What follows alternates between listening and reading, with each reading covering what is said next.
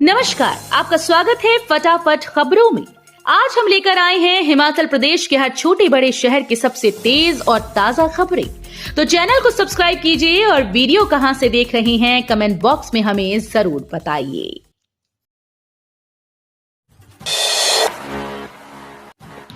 Green tax व drainage system के 67 करोड़ पर लग सकती है मोहर। शहरी विकास मंत्री की अध्यक्षता में होगी बैठक।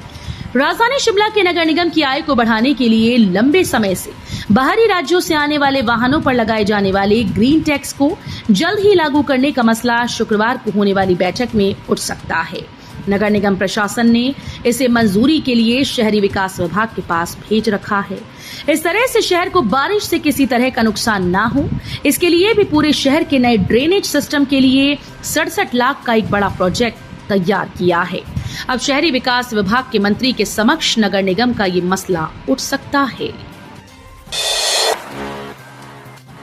फर्जी सीबीआई अधिकारी बनकर करने लगे वाहनों की चेकिंग, पुलिस ने पकड़े आरोपी।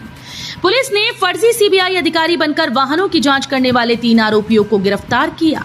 ये तीनों आरोपी शालूघाट में मंदिर द्वार के समीप अपनी गाड़ी में बत्ती लगाकर वाहनों को जांच के लिए रोक रहे थे, जिसकी शिकायत एक व्यक्ति ने पुलिस को दी।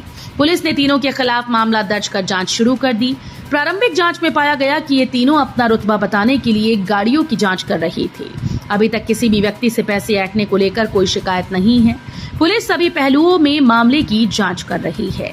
पुलिस जानकारी के मुताबिक स्थानीय निवासी अर्कीज जिला सोलन ने पुलिस को शिकायत दी थी कि जब वो अपनी कार में तेल डालने के लिए खारसी जा रहा था तो शालूघाट में मंदिर गेट के पास एक कार खड़ी थी जिस पर लाल बत्ती लगी थी। कार के साथ 2 व्यक्ति खड़े थे जो आने जाने वाली गाड़ियों की जांच कर रहे थे। पुलिस ने शिकायत पर त्वरित कार्रवाई करते हुए 3 आरोपियों मनोज कुमार, विनोद कुमार और नरेश कुमार उर्फ भूरा को गिरफ्तार किया है। जम्मू के अखनूर में हमीरपुर के 23 साल के अग्निवीर की संदिग्ध मौत, 1.5 साल पहले हुआ था भर्ती। जम्मू के अखनूर क्षेत्र के टांडा में तैनात अग्निवीर की संदिग्ध मौत का मामला सामने आया। गोली लगने से अग्निवीर की मौत हुई। मृतक अग्निवीर निखिल गढ़वाल की मृत्यु के समाचार मिलने के बाद उनके घर व गांव में शोक का माहौल है। अभी तक ये स्पष्ट नहीं हो सका कि अग्निवीर को गलती से गोली लगी या फिर आत्महत्या का मामला है। सेना की ओर से मौत को लेकर कोई आधिकारिक जानकारी सार्वजनिक नहीं की गई और स्थानीय प्रशासन को भी कोई सूचना नहीं दी गई। 23 वर्षीय निखिल 18 महीने पहले अग्निवीर के तौर पर सेना में भर्ती हुआ था। वो अविवाहित था। हिमाचल के जिले को मिलेगी प्रदेश की पहली डिजिटल लाइब्रेरी। अगस्त माह में मुख्यमंत्री करेंगे लोकार्पण। बिलासपुर के रोड़ा सेक्टर स्थित जिला लाइब्रेरी हिमाचल प्रदेश की पहली डिजिटल लाइब्रेरी बनने जा रही है। इस डिजिटल लाइब्रेरी में सभी आधारभूत सुविधाओं सहित 40 लोगों के बैठने की व्यवस्था की गई। इस डिजिटल लाइब्रेरी में एक बड़ा रीडिंग हॉल, ई लाइब्रेरी, कंप्यूटर टैब व उपयुक्त फर्नीचर सहित विद्यार्थियों के लिए अन्य जरूरी सहूलियतों को विकसित किया गया। सुरक्षा की दृष्टि से सीसीटीवी सर्विलांस नेटवर्क भी स्थापित किया गया है। नकली टिकट और वीजा देकर कांगड़ा के जालसाज ने अंब के युवक से ठग लिए इतने रुपए। विदेश भेजने के नाम पर लाखों रुपए की धोखाधड़ी का मामला पुलिस थाना अंब में दर्ज हुआ। पुलिस ने कांगड़ा निवासी आरोपी अरविंद कुमार के खिलाफ विभिन्न धाराओं के तहत मामला दर्ज कर आगामी कार्रवाई शुरू कर दी। पुलिस के अनुसार शिकायतकर्ता नीरज पुत्र रमन कुमार निवासी गांव घेवट बेहड़ ने बताया कि वो वर्ष 2022 में सेक्टर 26 चंडीगढ़ में वेटर के रूप में काम करता था।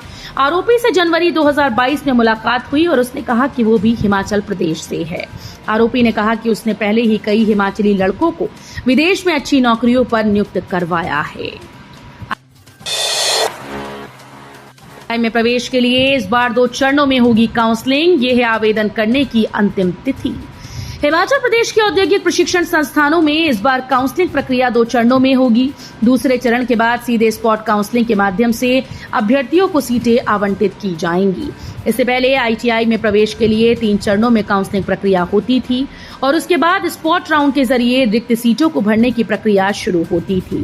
प्रदेश की सरकारी और निजी आईटीआई में विभिन्न ट्रेडों में 27,500 के करीब सीटें भरी जानी हैं। इसके लिए आवेदन की प्रक्रिया 22 जुलाई तक ऑनलाइन माध्यम से चलेगी। हिमाचल में शगुन योजना बंद नहीं, नेता प्रतिपक्ष जयराम ठाकुर के आरोप आधारहीन। स्वास्थ्य, सामाजिक न्याय और अधिकारिता मंत्री धनीराम शांडिल ने कहा कि प्रदेश सरकार महिला कल्याण की दिशा में गंभीरता से कार्य कर रही है। जमीनी स्तर पर सकारात्मक बदलाव आ रहे हैं। उन्होंने कहा कि नेता प्रतिपक्ष जयराम ठाकुर और भारतीय जनता पार्टी प्रदेश के लोगों को भ्रमित करने के प्रयास कर रही है। उन्होंने कहा कि हाल ही में जयराम ठाकुर ने बेटियों की शादी के लिए प्रदेश सरकार की ओर से चलाई जा रही शगुन योजना पर टिप्पणी की और आधारहीन दावा किया कि वर्तमान प्रदेश सरकार ने इस योजना के तहत बेटियों को शादी पर शगुन के तौर पर दी जा रही राशि को बंद कर दिया है।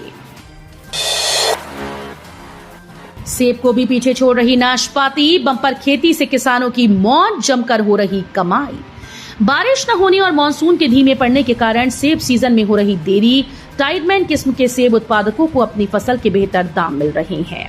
मंडी में सेब की टाइडमैन, समर क्वीन और रेड जून किस्मों के साथ नाशपाती का कारोबार शानदार तेजी बनाए हुए है।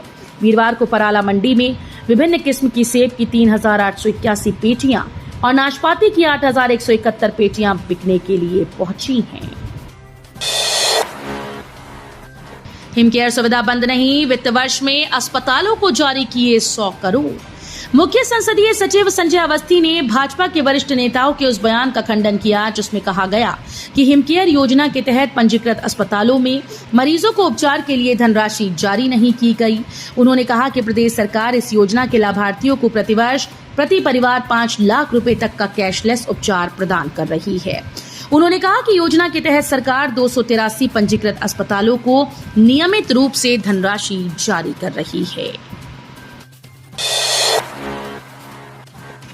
हिमाचल में छात्रों के लिए जरूरी खबर, इन स्कूल्स में 1 अगस्त से शुरू होंगे एग्जाम। हिमाचल के शीतकालीन अवकाश वाले स्कूल विंटर क्लोजिंग स्कूल में SA1 सेमेस्टिव असेसमेंट 1 की डेट शीट जारी कर दी गई। समग्र शिक्षा अभियान की ओर से ये डेट शीट जारी की गई। इसके तहत 1 अगस्त से परीक्षाएं शुरू होंगी और 9 अगस्त तक चलेंगी। पेपर्स के बीच में अवकाश नहीं रखा गया है। परीक्षा सुबह 10:30 से शुरू होगी और दोपहर 1:30 बजे तक चलेगी। समग्र शिक्षा अभियान के तहत होने वाली परीक्षाओं के लिए तैयारियां पूर्ण कर ली गई। आंगनबाड़ी कार्यकर्ता सहायिका के 31 पदों पर वैकेंसी, 7 अगस्त तक करें अप्लाई। बाल विकास परियोजना ऊना के अंतर्गत आंगनबाड़ी कार्यकर्ता और सहायिका के कुल 31 पदों के लिए आवेदन मांगे गए। इच्छुक पात्र महिलाएं इनके लिए 7 अगस्त तक अप्लाई कर सकती हैं। बाल विकास परियोजना अधिकारी कुलदीप सिंह दयाल ने बताया कि विज्ञापित 31 रिक्त पदों में आंगनबाड़ी कार्यकर्ता की 11 और सहायिका के 20 पद शामिल हैं। कुलदीप सिंह दयाल ने कहा कि इच्छुक प्रार्थी 7 कागज पर बाल विकास परियोजना अधिकारी ऊना के कार्यालय में 7 अगस्त सायं 5 बजे तक आवेदन कर सकती हैं। 3 तलाक दहेज की मांग को लेकर केस दर्ज, पति गिरफ्तार। पुलिस थाना माजरा में दहेज की मांग, पत्नी को प्रताड़ित करने व 3 तलाक देने का मामला सामने आया। शिकायत के आधार पर पुलिस ने केस दर्ज कर लिया है और आरोपी पति को गिरफ्तार कर लिया। पुलिस से मिली जानकारी के मुताबिक गत बुधवार को माजरा पुलिस थाने में दहेज की मांग, मारपीट करने और अपनी पत्नी को 3 तलाक कहकर तलाक देने के संदर्भ में भारतीय नागरिक सुरक्षा संहिता की धारा 85, 115(2) और the Muslim women protection of right on marriage act 2019 की धारा 4 के अंतर्गत केस दर्ज किया गया। पावटा साहिब की डीएसपी अदिति सिंह ने बताया कि शिकायत के आधार पर पीड़िता के आरोपी पति शाहरुख खान, 25 वर्षीय, निवासी गांव पुरुवाला, कांशीपुर नजदीक कब्रिस्तान, तहसील पावटा साहिब को गिरफ्तार किया गया है। मामले में जांच जारी है।